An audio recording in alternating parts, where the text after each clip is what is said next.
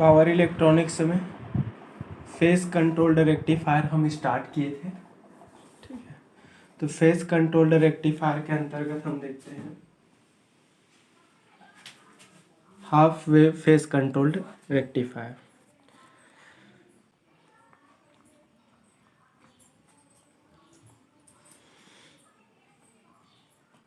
Half wave phase controlled rectifier. ठीक है, half wave phase controlled rectifier. ठीक है, half wave phase controlled rectifier basically single phase controlled rectifier का type है। Half wave phase controlled rectifier basically एक ऐसा power electronic circuit है जो इनपुट एसी सिग्नल के ओनली हाफ साइकिल को कंट्रोल्ड पल्सेटिंग डीसी में कन्वर्ट करता है। क्लियर हुआ? तो basically half wave phase controlled rectifier it is nothing but it is a power electronic circuit which converts only half cycle of input AC signal into controlled pulsating DC। तो कहीं पर भी आपको controlled rectifier का नाम सुनेंगे तो controlled rectifier that means AC to controlled DC converter. Clear हुआ? तो half wave phase controlled rectifier, half wave, यहाँ पर वेव का मतलब है यहाँ पर साइकिल। देखो कोई भी इनपुट एसी सिग्नल है वो एक पॉजिटिव हाफ और एक निगेटिव हाफ से मिलकर बना होता है। एक पॉजिटिव एंड एक निगेटिव हाफ साइकिल मिलकर ही एक कंप्लीट साइकिल बनता है। तो ऐसा इलेक्ट्रॉनिक सर्किट जो इनपुट एसी सिग्नल के ओनली हाफ साइकिल को कंट्रोल्ड पल्सेटिंग डीसी में कन्वर्ट करता है, ऐसा rectifier circuit half wave phase controlled rectifier कहलाता है। क्लियर हुआ? It converts half cycle of input AC signal into controlled pulsating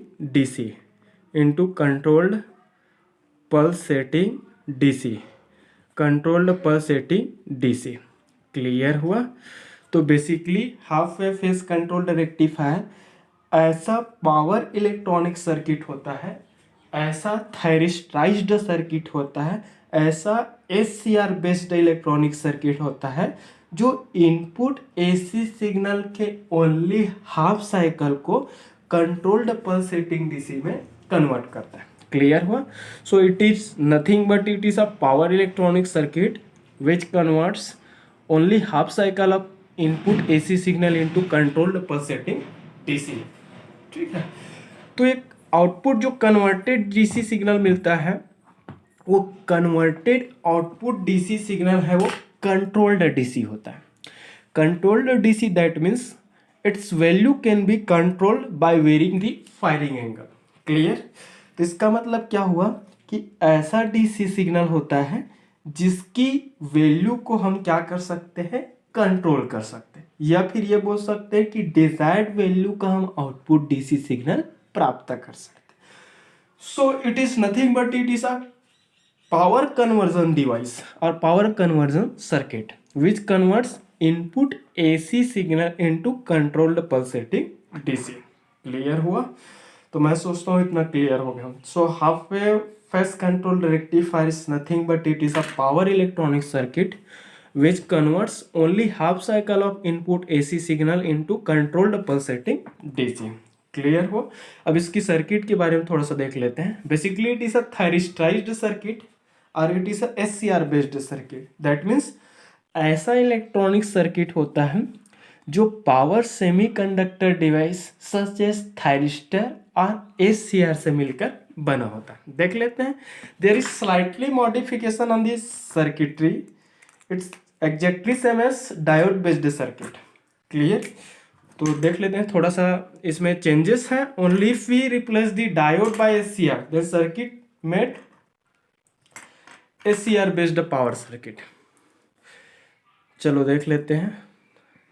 तो यहाँ पर हम ट्रांसफार्मर देख लेते हैं थोड़ा सा।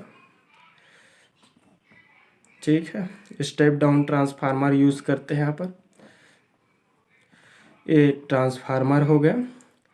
आप सभी बेसिक इलेक्ट्रॉनिक्स में नॉर्मल रेक्टिफायर सर्किट पढ़े होंगे।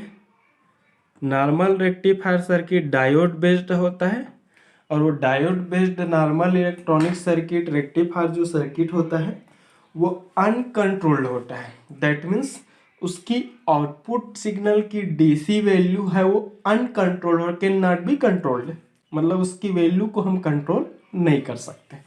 बट फेस कंट्रोल रेक्टिफायर की एक एडवांटेज ये है कि उसकी डीसी वैल्यू को आउटपुट डीसी सिग्नल की वैल्यू को हम क्या कर सकते हैं, कंट्रोल कर सकते हैं। तो आपने अगर नॉर्मल हाफ वेव रेक्टिफायर पढ़ा होगा तो सिंपल सेम था सर्किटरी, सिर्फ यहाँ पर जो था वो क्या है, आप डायोड यूज किए होंगे, क्योंकि डायोड है वो टू टर्मिनल सेमीकंडक्टर डिवाइस होता है। But here it is SCR, ये क्या है, SCR, that means silicon controlled rectifier. तो फेस कंट्रोल्ड रेक्टिफायर है वो एससीआर बेस्ड इलेक्ट्रॉनिक सर्किट है। ठीक है, यहाँ पर एससीआर 3 टर्मिनल होता है, ये आपका एनोड है, ये टर्मिनल इसका कैथोड होता है, और ये वाला जो टर्मिनल होता है वो क्या होता है, गेट होता है। ठीक है, ये आपका लोड रेजिस्टेंस लगा देता हूँ। लोड के अक्रॉस जो भी वोल्टेज डेवलप होगा वो वोल्टेज आउटपुट वोल्टेज कहलाएंगे। लोड में फ्लो होने वाला करंट क्या कहलाएगा, आउटपुट करंट, लोड करंट। और ये आपका एससीआर है या फिर थायरिस्टर बोलते हैं, इसको कैपिटल टी से रिप्रेजेंट कर देते हैं। ये आपका एक्सटर्नल इनपुट एसी सिग्नल है, वह external single phase input AC signal है जिसे हमें कंट्रोल्ड पल्सेटिंग डीसी में कन्वर्ट किया जाए। क्लियर हुआ? Here it is A and B. A B terminal winding represents primary winding of the transformer, and here this is C and this will be D. CD winding represent the secondary winding of the transformer. तो यहाँ पर transformer की मैंने दोनों winding को represent कर दिया है। यहाँ पर AB जो है ट्रांसफार्मर की प्राइमरी वाइंडिंग है, CD है वो ट्रांसफार्मर की सेकेंडरी वाइंडिंग है, T यहाँ पर थायरिस्टर है जो कि एक पावर सेमीकंडक्टर डिवाइस है, इसको अनदर टर्म में हम SCR भी बोल देते हैं, सिलिकॉन कंट्रोल्ड रेक्टिफायर। सर्किटरी को देखने से पता चल जा रहा है कि ये जो सर्किट है वो नॉर्मल रेक्टिफायर सर्किट की तरह है, सिर्फ और सिर्फ इसमें यूज्ड सेमीकंडक्टर डिवाइस का डिफरेंस दिख रहा है। यहाँ पर डायोड यूज होता था, वहाँ पर यहाँ पर क्या यूज हो रहा है, पावर सेमीकंडक्टर डिवाइस एससीआर का यूज किया जा रहा है। क्लियर है? यहाँ पर ट्रांसफार्मर की प्राइमरी वाइंडिंग ए बी के अक्रॉस हम external input AC signal apply कर रहे हैं वी इन, जो कि सिंगल फेस एसी सिग्नल है। तो वह सिंगल फेस एसी सिग्नल है जिस सिंगल फेस एसी सिग्नल को हमें कंट्रोल्ड पल्सेटिंग डीसी में कन्वर्ट किया जाना। क्लियर हुआ? तो जिस एक्सटर्नल सिग्नल को हमें आउटपुट में कन्वर्ट करना रहता है उसे ही हम सर्किट के इनपुट पर अप्लाई करते हैं, और इस पावर सर्किट का इनपुट क्या है, ए बी है। क्लियर? ट्रांसफार्मर की सेकेंडरी वाइंडिंग यहाँ पर सी डी है। सेकेंडरी वाइंडिंग सी में एक थायरिस्टर टी और एक लोड रजिस्टर आर एल को सीरीज फॉर्म में क्या कर दिया गया है, कनेक्ट कर दिया है। क्लियर हुआ? लोड के क्रॉस एक output voltage V not assumption कर दिया गया है। लोड आर एल में फ्लो होने वाले करंट की डायरेक्शन को भी एज्यूम कर दिया कि सपोज करंट है वो डाउनवर्ड डायरेक्शन में क्या हो रहा है, फ्लो हो रहा है। If always current flow in downward direction then current will be positive, in opposite direction current becomes negative. Clear? तो यदि उसमें करंट का फ्लो हमेशा डाउनवर्ड ही हुआ तो करंट पॉजिटिव होंगे, और करंट पॉजिटिव है तो डेवलप्ड वोल्टेज की वैल्यू भी क्या होगा, पॉजिटिव होगा। क्लियर हुआ? इफ डायरेक्शन चेंजेस, अगर डायरेक्शन चेंज हो जाता है तो करंट की वैल्यू निगेटिव, करंट की वैल्यू निगेटिव होने से लोड के क्रॉस डेवलप्ड वोल्टेज की वैल्यू भी क्या होगा, निगेटिव होगा। क्लियर? एक मिनट।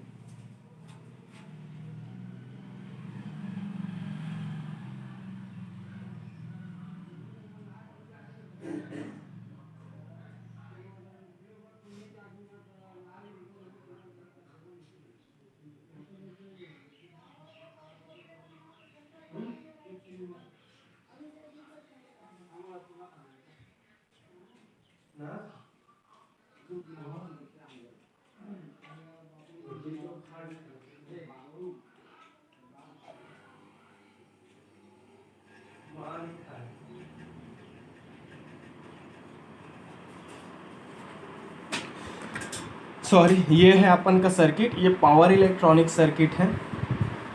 इस पावर इलेक्ट्रॉनिक सर्किट में ए बी प्राइमरी वाइंडिंग है, सी डी है वो सेकेंडरी वाइंडिंग है।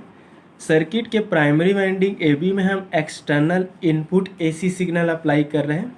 ये external input AC signal single phase AC signal है और इसी सिंगल फेस एसी सिग्नल को हमें कंट्रोल्ड पल्सेटिंग डीसी में कन्वर्ट करना है। ठीक है, इस सर्किट में आर ए लोड रजिस्टर है।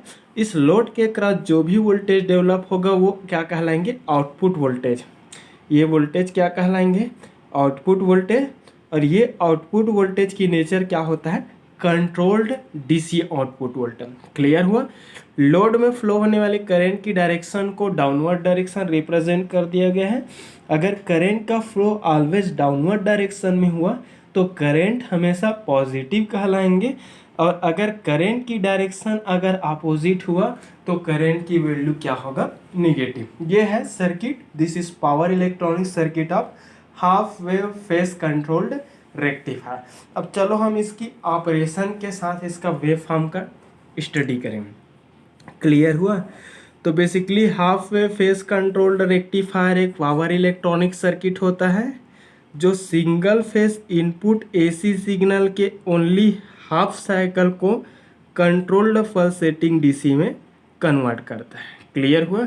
तो ये हम एक्सटर्नल इनपुट एसी सिग्नल बना लिए वी इन, वह एक्सटर्नल इनपुट एसी सिग्नल है जिसे हमें कंट्रोल्ड पल्सेटिंग डीसी में कन्वर्ट करना। Suppose maximum amplitude of this input AC signal is V M volt, 0 this will be pi, this is 2 pi, this is 3 pi, this is 4 pi. तो ये half wave phase controlled rectifier है। Half wave phase controlled rectifier क्या करेगा, input AC signal के only half cycle को ही controlled pulsating DC में convert करेगा। ठीक है, तो ये आपका ये पॉजिटिव हाफ, ये निगेटिव, फिर ये पॉजिटिव, फिर निगेटिव। क्लियर हुआ। तो वह इनपुट एसी सिग्नल है जिसे हमें कंट्रोल्ड पल्सेटिंग डीसी में कन्वर्ट करना। क्लियर हुआ। अब मैं ये चीज़ बता देना चाहता हूँ, यहाँ पर हम गेट पल्स शो कर देते हैं आईजी। क्लियर हुआ, आईजी गेट पल्स है। ठीक है, आईजी के मैं एक चीज़ बता देना चाहता हूँ कि basically thyristor that means silicon controlled rectifier एक ऐसा पावर इलेक्ट्रॉनिक सर्किट होता है जिसे फॉरवर्ड बायस्ड कंडीशन से forward conduction state that means forward blocking state से फॉरवर्ड कंडक्शन स्टेट में लाने के लिए या फिर उसको टर्न ऑन करने के लिए एक्सटर्नल ट्रिगरिंग पल्स की आवश्यकता होती है। जब हम उसके गेट में स्मॉल टाइम ड्यूरेशन और सफिशिएंट एम्पलीट्यूड का हम एक्सटर्नल गेट पल्स अप्लाई करते हैं, वो थायरिस्टर है वो ऑफ स्टेट से क्या हो जाता है, ऑन स्टेट में चला जाता है। ऑफ स्टेट को हम इसमें फॉरवर्ड ब्लॉकिंग स्टेट बोलते हैं, ऑन स्टेट को हम इसमें फॉरवर्ड कंडक्शन स्टेट बोलते हैं। तो थायरिस्टर को ब्लॉकिंग स्टेट से कंडक्शन स्टेट में ले जाने के प्रोसेस को टर्न ऑन प्रोसेस कहते हैं, और टर्न ऑन प्रोसेस के अंतर्गत मोस्ट वाइडली हम gate turn on method use करते हैं। और गेट टर्न ऑन मेथड में हम जनरली उसकी गेट और कैथोड के बीच हम एक्सटर्नल ट्रिगरिंग पल्स अप्लाई करते हैं। वह एक्सटर्नल ट्रिगरिंग पल्स उस एचसीआर को ब्लॉकिंग स्टेट से कंडक्शन स्टेट में ले जाता है। क्लियर हुआ। तो आईजी ही शो कर रहा हूँ। थायरिस्टर को कौन कौन से टाइम ड्यूरेशन पे हम पल्स देंगे, IG is gate pulse which is applied to gate terminal of SCR और थायरिस्टर टी। ठीक है, सपोज दिस इज अल्फा। अब देखो ये तो हाफ वेव रेक्टिफायर है। थायरिस्टर का कनेक्शन हम इस टाइप से किए हैं कि वो thyristor only positive half cycle के लिए ही कंडक्शन करेंगे, निगेटिव हाफ साइकिल में वो थायरिस्टर हाईली रिवर्स होने की वजह से वो ऑफ मोड में रहेगा, दैट मीन्स वो टर्न ऑन नहीं हो पाएगा। क्लियर हुआ? तो ये हो गया आईजी गेट पल्स। फिर करेंट का देख लेते हैं, यहाँ पर IL शो कर देंगे। लोड करेंट के बाद देख लेते हैं हम यहाँ पर आउटपुट वोल्टेज, लोड वोल्टेज। ठीक है चलो, आपको शो करना है तो कर सकते हैं। ये आपका अल्फ़ा है, ये 2 पाई, ये यहाँ पर ये वाला पॉइंट 2 पाई प्लस अल्फ़ा, ये आपका पाई है, ये आपका 2 पाई है, ये वाला पॉइंट 2 पाई प्लस अल्फ़ा, 3 पाई, ये आपका 4 पाई। फिर ये को शो करना है तो ये अल्फ़ा होगा, ये पाई होगा, ये 2 पाई होगा, ये वाला 2 पाई प्लस अल्फ़ा होगा, ये 3 पाई होंगे, ये 4 पाई होंगे। फिर ये 0 है पूरा, ये आपका अल्फ़ा, पाई, ये आपका 2 पाई, आपका 2 पाई प्लस अल्फ़ा, 3 पाई, और ये क्या होगा 4 पाई। शो करना है सब ओमेगा टी है। ठीक है, आपको एंगल के फॉर्म में शो कर दिया। क्लियर है? पावर इलेक्ट्रॉनिक्स सब्जेक्ट में जब तक आप वेव फॉर्म नहीं ड्रॉ करेंगे तब तक आपका आंसर कंप्लीट ही होगा, आपको कंप्लीट मार्क्स नहीं मिलेंगे। क्लियर हुआ?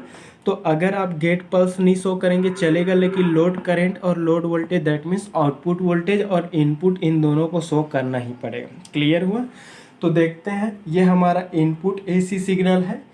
यहाँ पर इनपुट AC सिग्नल है वो वोल्टेज सिग्नल है जो कि सिंगल फेस AC सिग्नल, और इस सिंगल फेस AC सिग्नल को इस सर्किट के प्राइमरी वाइंडिंग के अक्रॉस क्या कर रहे हैं, हम अप्लाई कर रहे हैं। तो इनपुट AC सिग्नल के प्राइमरी वाइंडिंग के क्रॉस सर्किट के प्राइमरी वाइंडिंग पे जैसे ही हम external input AC signal apply करते हैं, एक्सटर्नल इनपुट AC सिग्नल के positive half cycle from omega T equal to 0 to pi, omega T equal to 0 से पाई के लिए सर्किट के A टर्मिनल पर पॉजिटिव वोल्टेज और B टर्मिनल पर क्या हो जाता है, निगेटिव वोल्टेज है वो इंड्यूस हो जाता है। मतलब जैसे ही ये पॉजिटिव हाफ साइकिल इसके प्राइमरी वाइंडिंग के क्रॉस अपीयर होंगे, प्राइमरी वाइंडिंग के A टर्मिनल पे पॉजिटिव और B टर्मिनल पे निगेटिव पोटेंशियल है वो क्या होगा, डेवलप होगा। जैसे ही ट्रांसफार्मर के प्राइमरी वाइंडिंग पर AC वोल्टेज अपीयर होंगे, यहाँ पर ट्रांसफार्मर एक्शन होगा और फैराडे के इलेक्ट्रोमैग्नेटिक इंडक्शन फिनोमेना के कारण इसके सेकेंडरी वाइंडिंग पर भी वोल्टेज इंड्यूस हो जाएगा। इंड्यूस्ड वोल्टेज है वो C पॉइंट पे पॉजिटिव और D पॉइंट पे क्या होंगे, निगेटिव। जैसे ही C पॉइंट पे पॉजिटिव वोल्टेज इंड्यूस होगा, इस पॉजिटिव वोल्टेज के कारण ये थायरिस्टर T है वो फॉरवर्ड ब्लॉकिंग स्टेट में चला जाएगा। Thyristor T forward blocking state में है, दैट मीन्स अब भी ये ऑफ कंडीशन में है। जैसे इस थायरिस्टर के गेट पर सफिशिएंट एम्पलीट्यूड और स्मॉल टाइम ड्यूरेशन का, ऐसा इस टाइप से देखो, इसका टाइम ड्यूरेशन 0 से अल्फा है तो ये स्मॉल टाइम ड्यूरेशन हुआ और इसकी एम्पलीट्यूड क्या हुआ, सफिशिएंट। तो सफिशिएंट एम्पलीट्यूड और स्मॉल टाइम ड्यूरेशन की जैसे ही हम गेट पल्स अप्लाई करते हैं, गेट पल्स अप्लाई करने से थायरिस्टर T क्या हो जाता है, टर्न ऑन हो जाता है। टर्न ऑन होने से ये ऑन स्विच, क्लोज स्विच या फिर एक शॉर्ट सर्किट की तरह बिहेव करना शुरू कर दे। जैसे ही वो फॉरवर्ड ब्लॉकिंग से फॉरवर्ड कंडक्शन में जाएगा, टर्न ऑन होंगे। जैसे ही वो टर्न ऑन होंगे वो ऑन स्विच, क्लोज स्विच या फिर एक शॉर्ट सर्किट की तरह बिहेव करना शुरू कर देगा। जैसे ही टर्न ऑन होंगे शॉर्ट सर्किट की तरह बिहेव करना शुरू होगा। फाइनली करंट क्या है, सी पॉइंट पॉजिटिव, सी से आपका थायरिस्टर T से लोड रेजिस्टेंस RA से आपका D पॉइंट में क्या होंगे, सर्कुलेट होंगे। तो देखो क्या हो रहा है कि सर्किट में लोड में फ्लो होने वाला करंट ऐसे फ्लो होगा, C से थायरिस्टर से लोड से वापस फिर से D। तो क्या हो रहा है, सर्किट के लोड में फ्लो होने वाला करंट एजम्पशन डायरेक्शन में ही फ्लो होता है। इस कारण फ्लोइंग करंट है वो पॉजिटिव होगा। फ्लोइंग करंट के पॉजिटिव होने से डेवलप्ड वोल्टेज भी पॉजिटिव होंगे। And again load load voltage और ये वोल्टेज आपस में क्या हो जाएंगे, इक्वल हो जाएंगे। And this load voltage that means output voltage follows the envelope of input, मतलब ये जैसे ही ये स्विच ऑन हो जाएगा, ऑन हो जाए तो लोड और सोर्स क्या होगा, पैरेलल, पैरेलल में होने की वजह से लोड वोल्टेज है वो सोर्स वोल्टेज का क्या होगा, इक्वल होगा। क्लियर हुआ। तो वोल्टेज करंट भी पॉजिटिव, करंट की वैल्यू अल्फा पे हमने पल्स दिया तो अल्फा पे ही वो ऑन हुआ, अल्फा पे ऑन हुआ तो अल्फा से ही करंट का फ्लो होना शुरू होंगे और अल्फा से ही आपको आउटपुट वोल्टेज है वो मिलेंगे। Before alpha thyristor T is forward blocking condition, thyristor T forward blocking में था, दैट मीन्स वो ऑफ था, ऑफ था मतलब उससे होकर कोई इलेक्ट्रिसिटी का फ्लो नहीं हो रहा था, उससे इलेक्ट्रिसिटी ना फ्लो होने के कारण लोड में भी कोई करंट का फ्लो नहीं हो रहा था और लोड में कोई करंट का फ्लो नहीं होने के कारण लोड का वोल्टेज का वैल्यू क्या मिल रहा था, 0। क्लियर हुआ। तो अल्फा से स्टार्ट हुआ एंड ऐसा, ठीक है, अल्फा से करंट फ्लो हुआ लोड में, क्योंकि अल्फा से ही थायरिस्टर टी ऑन हुआ, टी जब तक ऑन नहीं रहेंगे तब तक सोर्स और लोड दोनों डिसकनेक्टेड रहेंगे। जैसे ही ऑन हुआ सोर्स और लोड कनेक्टेड हुआ तो सोर्स से पावर का फ्लो है कहाँ पर होने लगा, लोड में होने लगा। क्लियर हुआ। तो जिस समय टी ऑन हुआ, टी कब ऑन हुआ, जब हम उसको पल्स दिए, गेट पल्स दिए, जब तक हम उसको एक्सटर्नल एनर्जी अप्लाई नहीं करेंगे, एक्सटर्नल ट्रिगरिंग पल्स नहीं देंगे, तब तक वो थायरिस्टर टी है वो ऑन नहीं होता और जब तक ऑन नहीं होंगे उससे होकर फ्लो होने वाले करंट की वैल्यू क्या रहेगा, 0। तो अल्फा पे हमने पल्स दिया तो उससे करंट का फ्लो हुआ, ठीक है, तो अगेन अल्फा से करंट फ्लो हुआ तो अल्फा से वोल्टेज भी मिलेंगे, ठीक है। अब next, during the next half cycle from omega negative half cycle, that means from omega T equal to pi to 2 pi, तो पाई से लेकर 2 पाई के बीच में क्या रहेंगे, जैसे ही निगेटिव साइकिल अपेयर होंगे, निगेटिव हाफ साइकिल के दौरान क्या होगा, ट्रांसफार्मर के ए पॉइंट पर निगेटिव और बी पॉइंट पे क्या होंगे, पॉजिटिव वोल्टेज है वो डेवलप हो जाएंगे, ठीक है। निगेटिव हाफ साइकिल अपेयर होंगे, इनपुट एसी सिग्नल के negative half cycle omega T equal to pi से लेकर 2 पाई के लिए सर्किट के ए पॉइंट पर निगेटिव और बी पॉइंट पे पॉजिटिव वोल्टेज क्या हो जाता है, इंड्यूस हो जाता है। जैसे ही इस सर्किट के प्राइमरी वाइंडिंग पर वोल्टेज अपेयर होंगे, ट्रांसफार्मर एक्शन होगा और ट्रांसफार्मर एक्शन होने से इसके सेकेंडरी वाइंडिंग पर भी वोल्टेज इंड्यूस हो जाएगा। इंड्यूस्ड वोल्टेज है वो सी पॉइंट पे निगेटिव और डी पॉइंट पे क्या रहेंगे, पॉजिटिव। सी पॉइंट पे निगेटिव वोल्टेज अपेयर होने के कारण थायरिस्टर टी है वो हाईली रिवर्स बायस्ड हो जाता है और हाईली रिवर्स बायस्ड होने की वजह से वो थायरिस्टर टी है वो टर्न ऑफ हो जाता है, क्योंकि पहले टर्न ऑन था तो ऑन स्टेट से वो क्या हो जाता है, ऑफ स्टेट में चला जाता है।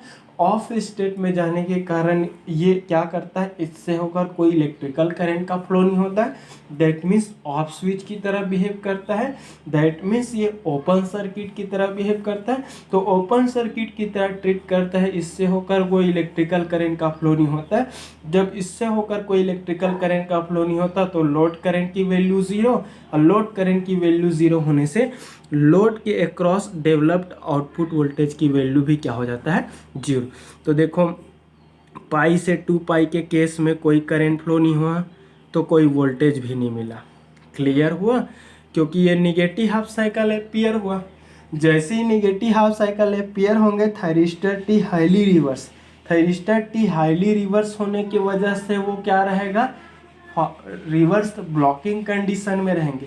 रिवर्स ब्लॉकिंग कंडीशन में हमेशा थायरिस्टर है वो ऑफ मोड में रहता है, ओपन स्विच की तरह ट्रीट करता है, ओपन सर्किट की तरह ट्रीट करता है। थायरिस्टर से होकर कोई इलेक्ट्रिसिटी का फ्लो नहीं होता। जब थायरिस्टर से होकर कोई इलेक्ट्रिसिटी का फ्लो नहीं होता तो लोड करंट का वैल्यू 0 होता है।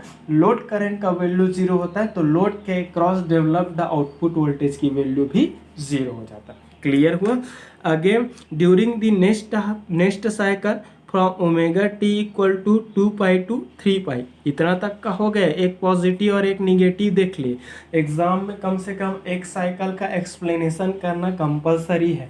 Next, during the next cycle from omega T equal to 2 pi to 3 pi. Next positive half cycle के केस में क्या होगा, सर्किट के ए पॉइंट पर एम्पियर वोल्टेज है वो पॉजिटिव और बी पॉइंट पे क्या होंगे, निगेटिव। अगेन ट्रांसफार्मर एक्शन होंगे और ट्रांसफार्मर एक्शन होने से इसके सेकेंडरी वाइंडिंग पर भी वोल्टेज इंड्यूस हो जाएगा। इंड्यूस्ड वोल्टेज है वो सी पॉइंट पे पॉजिटिव और डी पॉइंट पे क्या होंगे, निगेटिव। सी पॉइंट पे पॉजिटिव वोल्टेज इंड्यूस होने से थायरिस्टर टी है वो फॉरवर्ड ब्लॉकिंग कंडीशन में आ जाता है। फॉरवर्ड ब्लॉकिंग कंडीशन में होने के बाद भी वह थायरिस्टर ऑफ मोड में रहता है। दैट मीन्स उससे होकर कोई भी इलेक्ट्रिकल करंट का फ्लो नहीं हो पाता। जैसे ही at angle omega T equal to 2 pi plus alpha पे सफिशिएंट मैग्नीट्यूड और स्मॉल टाइम ड्यूरेशन की ट्रिगरिंग पल्स अप्लाई करते हैं, 2 पाई प्लस अल्फा पे जैसे ही इसको ट्रिगरिंग पल्स देते हैं वह थायरिस्टर है वो टर्न ऑन हो जाता है। That means forward conduction state में चला जाता है और फॉरवर्ड कंडक्शन स्टेट में जाने से वो ऑन स्विच, क्लोज स्विच या फिर एक शॉर्ट सर्किट की तरह बिहेव करना शुरू कर देता है। फाइनली थायरिस्टर टी से इलेक्ट्रिकल करंट का फ्लो होता है। Flowing electrical current C point से थायरिस्टर टी से लोड रजिस्टर आर एल से डी पॉइंट पे क्या होता है, सर्कुलेट होता है। अगेन इस लोड में फ्लो होने वाला करंट सर्किट के एजम्पशन डायरेक्शन में ही फ्लो होता है। इस कारण flowing current positive, flowing load current positive होने से लोड के अक्रॉस डेवलप्ड वोल्टेज की वैल्यू भी क्या होता है, पॉजिटिव होता है। अगेन जैसे ये ऑन होगा तो ये सोर्स, ये लोड और ये सोर्स दोनों क्या होंगे, पैरेलल में पेयर हो जाएंगे। दैट मीन्स आउटपुट जो वोल्टेज है वो इस सोर्स वोल्टेज का क्या करेगा, फॉलो करेगा। That means output voltage will be equal to this source voltage. Clear हुआ। तो 2 पाई प्लस अल्फा पे क्या किए, फायरिंग किए तो करेंट फ्लो होने लगा। फ्लोइंग करेंट ऐसे फ्लो हुआ 3 पाई तक। जिस समय फायर करोगे उसी समय करंट फ्लो होगा तो उसी समय से ही आपको वोल्टेज भी मिलेंगे। तो 2 पाई से 3 पाई तक आपको वोल्टेज मिला है। 3 पाई से 4 पाई तक आपका क्या हो रहा है, निगेटिव हाफ साइकिल।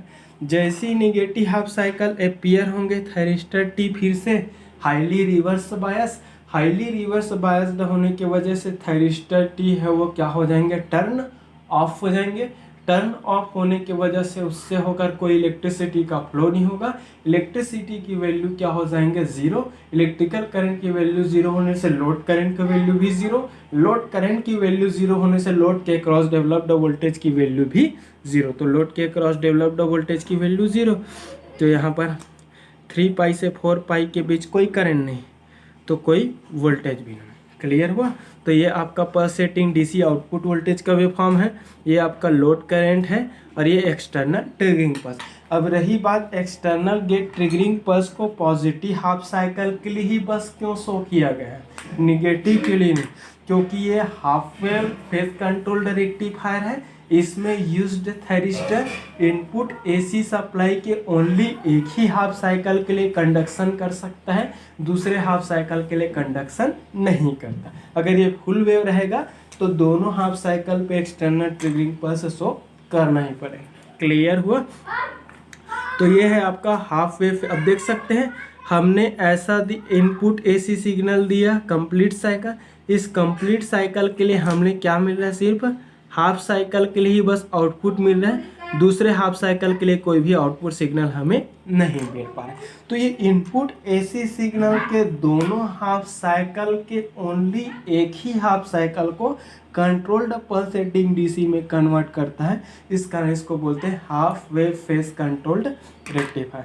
तो आई थिंक सबको क्लियर हो गया होगा। तो देखो हमने अल्फा पे फायरिंग किए तो अल्फा से ही करंट का फ्लो हुआ।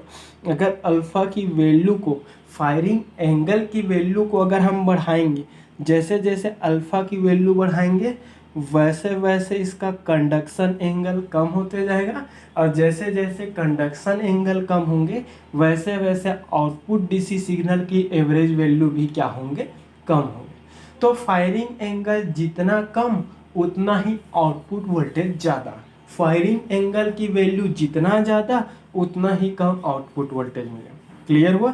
तो फायरिंग एंगल की वैल्यू को वेरी करके हम आउटपुट डीसी वोल्टेज की वैल्यू को क्या कर सकते हैं, वेरी कर सकते हैं। क्लियर हुआ? तो ये है आपका face controlled rectifier, half wave phase controlled rectifier. I think सबको क्लियर हो गया होगा। Thank you.